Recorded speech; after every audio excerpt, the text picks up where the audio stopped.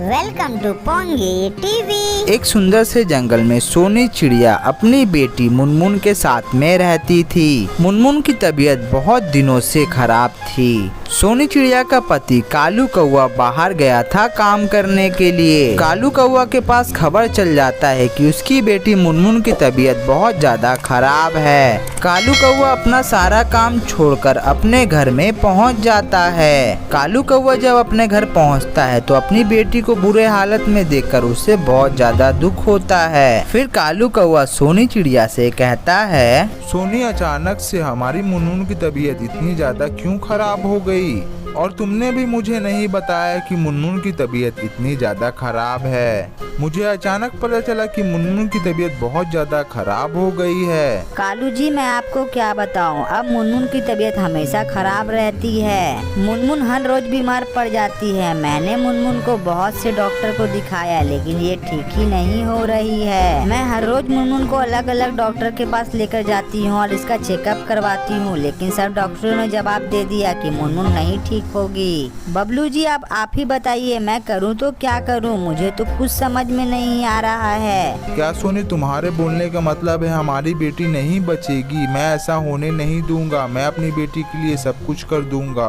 मैं अपनी बेटी को बड़े से बड़े डॉक्टर के पास लेकर जाऊंगा और इसे ठीक करवा कर लाऊंगा। चाहे मेरी बेटी के लिए घर ही क्यों ना बेचना पड़े, मैं अपना घर बिक्री करके इसे अच्छे डॉक्टर से दिखाऊंगा। सोनी, इसमें गलती तुम्हारी भी है। अगर तुम मुझसे ये सब बातें नहीं छुपाती तो मैं जरूर कुछ करता।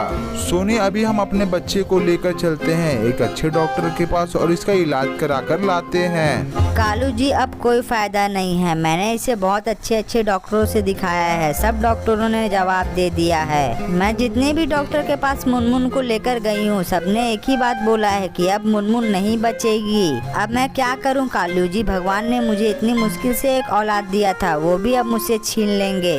भगवान ने मेरी सारी खुशियाँ छीन ली और मेरा संसार उजाड़ दिया।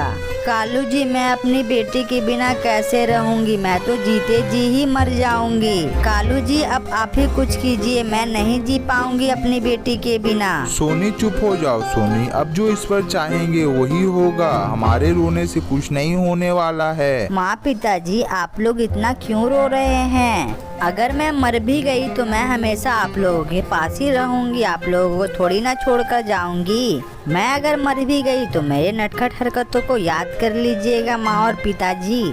आप लोग चिंता मत कीजिए और आप लोग हमेशा खुश रहिएगा।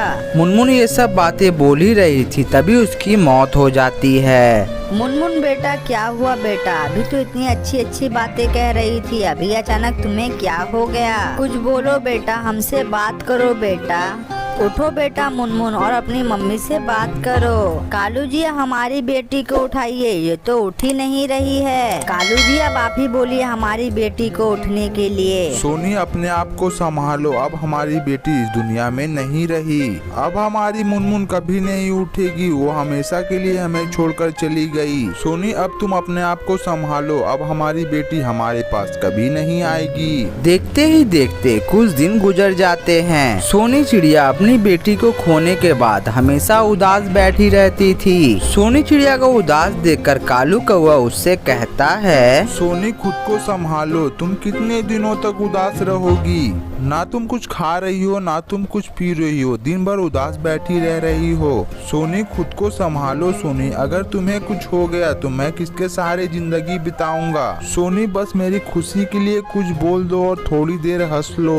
मैं चाहता हूँ कि तुम मेरी पहली वाली सोनी बन जाओ। जो हो गया सोनी, उसे भूल जाओ। ये भगवान का इच्छा था, वही हुआ। कालू जी, आप ही बताइए, मैं कैसे हंसने लगूं? मेरी प्यारी सी बच्ची इस दुनिया में नहीं रही और मेरी मुस्कुराहट को ईश्वर ने छीन लिया। मैं कैसे हंसूं? आप ही बोलिए। मेरी हंसती खेलती दुनिया उजड़ गई है, मैं हंसूं तो कैसे हंसूं? सोनी, मैं समझ सकता हूँ, लेकिन तुम्हें खुद को संभालना होगा। अगर तुम्हें कुछ हो गया तो मैं कैसे जीऊंगा? और वैसे भी ईश्वर ने मेरी मुनमुन को छीन लिया है। अब मैं नहीं चाहता कि वो तुम्हें भी छीने मुझसे।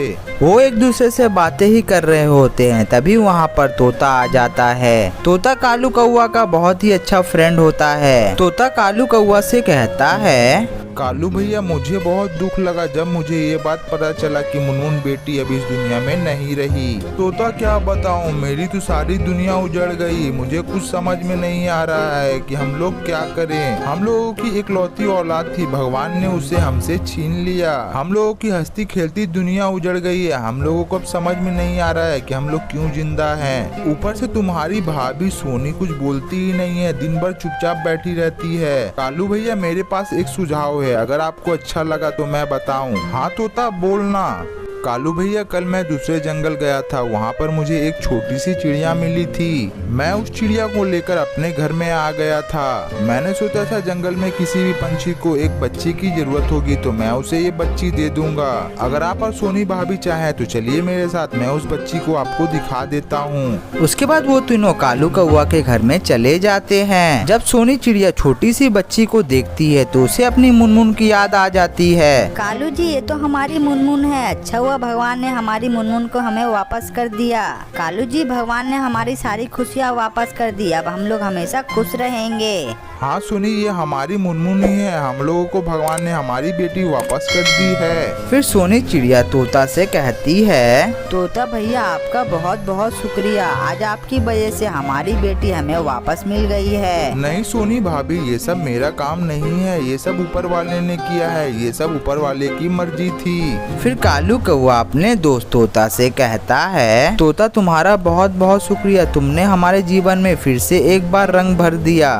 फिर कालू कौवा और सोनी चिड़िया उस बच्ची को अपने घर में लेकर चले जाते हैं और फिर से वो लोग पहले की तरह खुशी खुशी रहने लगते हैं। और ये सुंदर सी कहानी यहीं पर समाप्त हो जाती है। और ये कहानी से हमें ये सीख मिलती है कि हमेशा हमें दूसरों की मदद करनी चाहिए और दूसरों को खुश रखना चाहिए।